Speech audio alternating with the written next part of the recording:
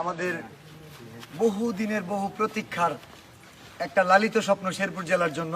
শেরপুর জেলায় রেললাইন চাই। আমরা জানি না কবে পাবো বা আমাদের কথার কতটুকু মূল্য আছে সেটাও জানি না। আমাদের এই আওয়াজটা তাদের কাছে পৌঁছাবে কিনা রেল কর্তৃপক্ষ যারা আছে বা সংশ্লিষ্ট যারা আছে, কিন্তু যতদিন আমরা না পাবো ততদিন বলেই যাব।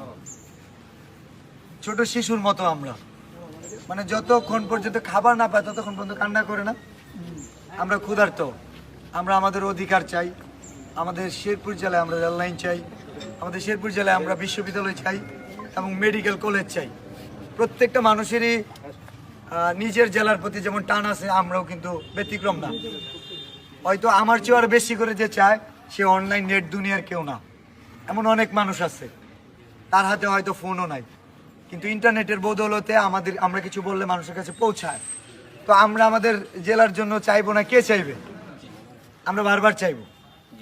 আমরা যদি মনে করি যে আমরা চাইলেও আমাদের চাওয়া না যাওয়া কিছু যায় আসে না, তবুও আমরা চাইবো। কারণ হচ্ছে যদি না পাওয়ার পরে ওই মানে চাওয়ার যে চাইতে তো আর বাধা নাই, তবুও বুঝবে যে চাইছিল খুব করে এই জেলার মানুষরা।